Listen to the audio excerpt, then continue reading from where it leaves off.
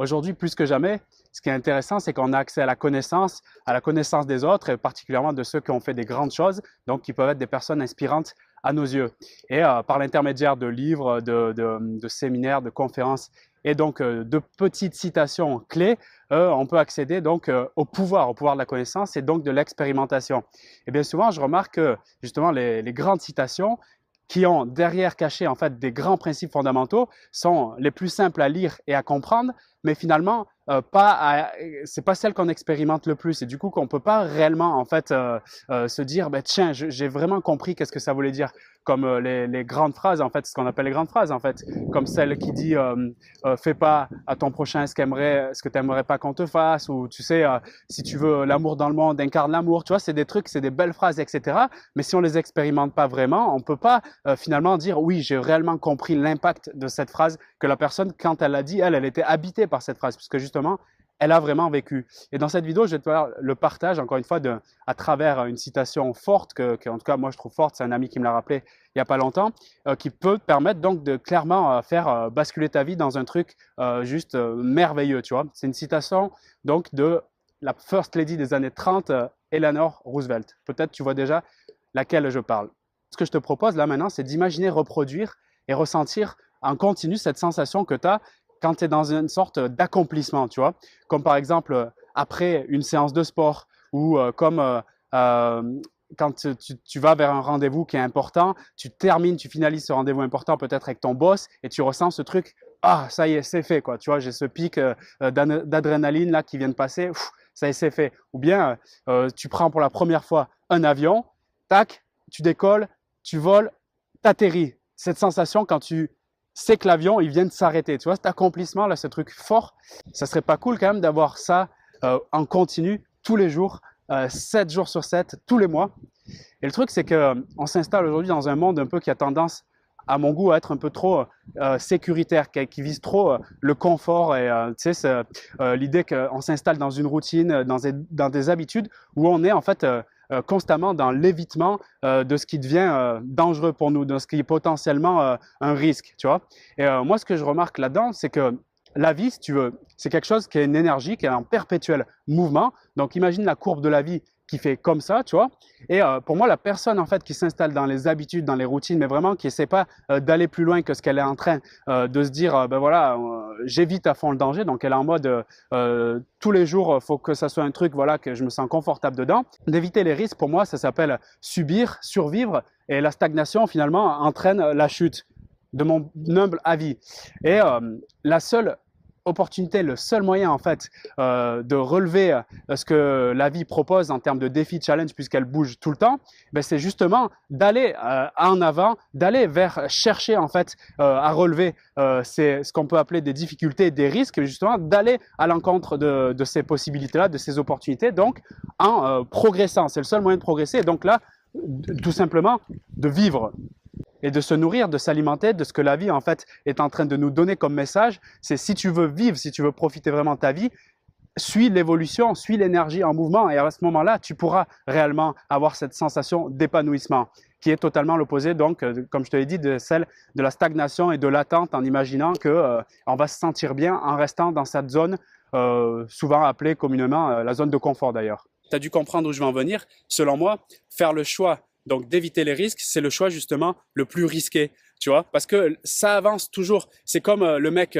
qui voulait garder sa vieille télé il y a 10 ans, quand la TNT en France, elle s'est imposée, que du coup il fallait avoir soit un décodeur pour capter la TNT, soit tu étais obligé d'avoir un nouveau poste qui avait déjà la TNT intégrée. Si tu voulais garder, tu voulais faire le résistant avec ton vieux poste et que tu avais besoin de regarder la télé, ben en gros tu étais foutu, parce que il y avait un mouvement qui s'était créé et que tu étais d'une certaine manière, malheureusement, si tu voulais regarder la télé, obligé de suivre. Donc tu vois, si tu voulais rester dans ton truc, dans ton confort habituel, ben tu suivais la courbe de la stagnation, donc celle de la courbe descendante, alors que la vie évoluait, et ceux qui étaient encore en avance, ben, ils avaient déjà je sais pas quel type d'écran, où ils étaient déjà en mode sur YouTube alors que ça venait juste de débuter, tu vois. Mais c'est ces personnes-là entre guillemets qui étaient déjà qui suivaient la fluctuation de ce que la vie pouvait proposer. Et en cela, donc, qui avait une sorte de pic d'adrénaline quotidien, quoi, d'épanouissement. Donc le concept que je veux t'évoquer là, qui n'est pas finalement quelque chose de nouveau, puisqu'encore une fois, je te dis de toutes les civilisations, de toutes les histoires, et puis là, je te recite une citation qui m'a marqué, donc de Roosevelt dans les années 30, il n'y a rien de nouveau, mais le truc, ce qui est nouveau pour chaque personne, c'est bien sûr dans l'application, donc dans la pratique, dans la mise en pratique concrète. Donc moi, ce que je ressors de ce que je vais t'annoncer, c'est quand je ressens la peur, j'agis. Pour moi, la peur, comme le nuage là qui est dans le ciel, pour moi, c'est un indicateur qu'en fait, derrière ce nuage, justement, il y a la lumière, il y a le soleil, il y a le ciel bleu. Mais qu'est-ce qu'on peut dire alors justement de ce signal de la peur?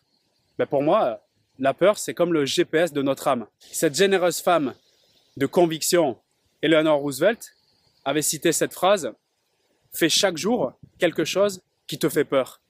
Et ça prend vraiment tout son sens si on l'applique réellement chaque jour. Alors bien sûr, tu peux te dire, ah, si le signal de la peur intervient, il faut que j'agisse. Donc je monte de 30 étages, je vais sur la tour Montparnasse. Bon, tu peux pas là-bas regarder parce qu'il y a les vitres et tout, mais imaginons tu regardes le vide de la tour de je sais pas quoi et tu as la possibilité de sauter. Donc j'ai peur, je saute. C'est pas ce que je suis en train de dire, il faut quand même rester un minimum rationnel. On parle de petites peurs du quotidien, de petits défis, et c'est là qu'on peut se demander justement comment en fait se servir de ce signal de la peur pour agir chaque jour, mais sans avoir trop peur. Tu vois, c'est un peu bizarre la question, mais je vais t'expliquer comment faire ça. Il y a bien évidemment plusieurs méthodes pour concrètement appliquer ce beau principe. Je vais t'en donner quelques-unes. La première que je peux te citer, c'est imagine que tu as déjà un objectif qui est déjà bien défini, voilà, que tu aimerais réaliser, mais tu vois, t'angoisses un peu trop à l'idée voilà, d'aller jusqu'à ce sommet, ça te paraît un peu trop compliqué. Donc là, ce qui peut être intéressant à faire, c'est de découper en fait en plusieurs étapes, en plusieurs parties, ce grand objectif, et donc dès maintenant, dès le premier jour, là, tout de suite, de réaliser la première étape et demain une autre chaque jour. Imaginons, je sais pas, que tu veuilles intégrer un groupe pour faire, je sais pas, de l'échange de langue, par exemple du français-anglais, tu sais, pour progresser sur le français-anglais, peu importe le niveau. Imaginons le premier jour, là, maintenant, tout de suite, tu prends la décision de faire donc une prise de contact avec l'organisateur d'un groupe dans ta ville, je sais pas, qui réalise des échanges, ça se fait dans des bars, des trucs comme ça. Donc premier jour, tu prends l'initiative d'envoyer un message pour te faire connaître, pour demander une information, admettons. Voilà, si tu n'as pas fait ça, c'est selon le niveau où tu en es aujourd'hui. Si tu as déjà fait ça, tu peux passer à l'étape supérieure. Donc deuxième jour, donc là, un truc qui fait un peu peur, et je rappelle qu'on engage, tu vois, et qui permet d'avancer, donc de sortir de cette petite cage de hamster où on tourne en rond et on s'ennuie du coup. Donc le deuxième jour, par exemple, tu entames la conversation avec des membres du groupe, éventuellement, si tu es chaud, en disant quelques mots en anglais, tu vois, ça peut faire un peu peur, j'imagine. Troisième jour, là, tu prends ton téléphone et tu appelles un des membres ou un organisateur, puisque ces personnes sont bienveillantes, elles sont là pour t'accueillir et pour t'aider. Donc il n'y aura pas de problème à l'appeler. En tout cas, eux seront aptes à ce que tu les appelles, j'imagine. Donc, troisième jour, éventuellement une conversation téléphonique. Ça ne demande pas de parler 1 heure, mais juste allô, tu parles en français, en anglais, c'est toi qui vois. Troisième jour, tu as fait un truc qui aura fait un peu peur. Quatrième jour, tu t'engages, le technique du pied dans la porte, c'est-à-dire tu te lances et tu crées un engagement qui va entraîner un autre engagement, c'est-à-dire par exemple, je ne sais pas, moi tu payes avec ta carte bleue sur Internet l'entrée, s'il y a une entrée payante, pour accéder au premier atelier, donc échange franco-anglais, tu vois. Je ne sais pas si on dit comme ça. Voilà. Cinquième jour, allez, je vais continuer. Cinquième jour, tu y vas, voilà. Cinquième jour, tu y vas. Le truc, il est dans 5 jours, 6 jours, j'en sais rien. Tu y vas.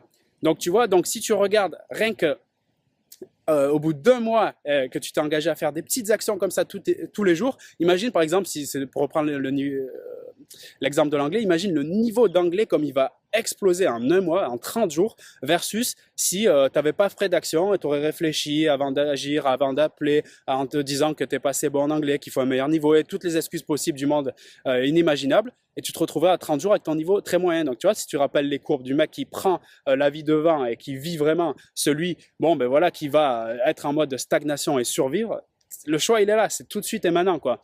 Deuxième méthode que je peux te proposer, en te laissant aller au quotidien de manière spontanée, tu fais ta vie, ton travail, tes relations normales et tout. Et quand tu sens ce signal, ça arrive quotidiennement si tu es vraiment ouvert à écouter ça. Tu sens ce petit signal de la peur qui intervient, tu sais, ce petit picotement, cette petite chaleur, voire ce tremblement, cette transpiration où tu te grattes, tu vois, tu sens ce petit signal de la peur régulièrement, chaque jour. En tout cas, sauf si tu vis dans ta cave ou quoi que ce soit, ce que j'imagine pas. En tout cas, j'espère pas.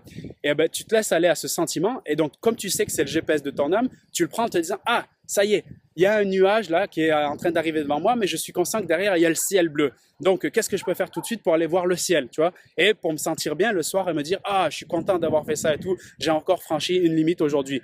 Imaginons, je sais pas, tu es célibataire, tu es dans la rue, et là il y a le petit signal de la peur quand tu vois une fille, je sais pas, tu la trouves jolie, ou un mec si tu es une fille, ou inversement, mec, fille, en tout cas quelqu'un qui te plaît, peu importe.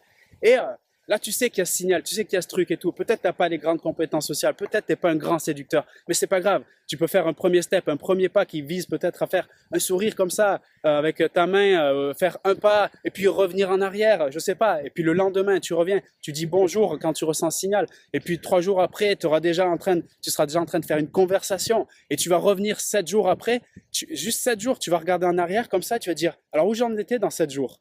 Ah ben j'osais même pas regarder une personne qui me plaisait dans la rue, 7 jours après, j'ai déjà son numéro. Tu te rends compte l'évolution que ça peut entraîner? Donc en appliquant concrètement ce principe, ce que je t'invite vraiment à faire, donc de faire un petit truc qui te challenge chaque jour, les résultats sont juste hallucinants et tu sors donc d'un cercle où tu étais enfermé, où tu t'ennuyais, où tu n'étais pas épanoui à quelque chose de hallucinant. Je peux te prendre l'exemple, moi, pour moi, qui fait des vidéos. Ça fait 1 an et quelques que j'ai commencé des vidéos. J'ai un pote, la première fois qu'on allait tourner une vidéo pour rigoler, il m'a dit ça peut être intéressant, tu as un message à partager. Et moi, je lui disais, bah ouais, moi aussi. Mais comment je peux le faire? Il m'a dit, bah écris des articles, des trucs. Je vois, je me sens pas d'écrire. Il me dit, bah peut-être la vidéo. Alors on était allé au bois de Boulogne ensemble et il avait commencé à me filmer en mode de Bernard Lavillardière Capital, c'est-à-dire que c'est lui qui tenait la caméra et tu sais, moi je marchais comme ça en parlant et on était éclatés de rire et tout, mais dans ma tête je me suis dit mais c'est impossible que je me vois me filmer tout seul comme ça tous les jours quasiment et proposer du contenu et encore moins quand il y a des gens qui passent autour de moi. Si tu regardes des vidéos, je marche dans les rues de Paris ou dans d'autres endroits, les gens écoutent ce que je dis parfois et voilà, c'est des trucs que j'aurais jamais imaginé, mais comment j'ai pu le faire? Ben, tout simplement chaque jour en faisant une petite étape en plus, une petite étape en plus, une petite étape en plus. Et quand je regarde en arrière, je me dis waouh, si j'avais pas fait ces franchis, ces peurs, ces défis, ces challenges tous les jours, mais je serais incapable de faire ce que je fais maintenant là, de te présenter une vidéo comme ça, des programmes, des coachings pour ceux qui le veulent et toutes sortes d'évolutions que j'ai connues aujourd'hui. Donc comme on dit, it's up to you. Tu peux faire ça tout de suite. C'est vraiment un truc très puissant qui peut se passer dans ta vie. Voilà, encore une fois, je le dis, mais c'est trop, trop, trop puissant. Bon, je vais arrêter là pour ce partage. Et avant de terminer, j'ai envie de te poser une question. Sincèrement, quel est le défi, quel est le challenge maintenant, là, tout de suite, que tu peux relever pour surpasser une peur qui peut te permettre demain de te dire, c'est comme si tu te regardais demain et te dire, waouh, j'ai réussi à faire ça, donc j'en suis à ce niveau-là aujourd'hui, quelle fierté j'ai, comme je me sens bien, et limite même à te poser la question aujourd'hui, donc qui est demain, ça devient compliqué, en te disant qu'est-ce que je peux faire aujourd'hui qui va mener demain à me dire je suis fier d'avoir fait ça, tu vois. Et ça chaque jour, chaque jour, chaque jour. Voilà, je te laisse avec ça. Et si les petits défis, les challenges que tu as envie de relever chaque jour concernent donc le sujet de la santé relationnelle, d'augmenter des relations de qualité, de faire des nouvelles rencontres peut-être ou de te sentir mieux avec ton conjoint ou je ne sais pas quoi, eh bien, je te propose 25 façons d'enrichir tes conversations parce que ça te permet dans tous les domaines donc, qui touchent le relationnel, peu importe la nature de la relation, ça te permet d'augmenter ta qualité, ton pouvoir social et tu peux retrouver ça tout de suite donc dans le premier lien de la description de cette vidéo. Tu rentres ton adresse mail et puis tu reçois un guide pratique en vidéo tout de suite. Je te retrouve dans ce guide ou dans la prochaine vidéo. Salut!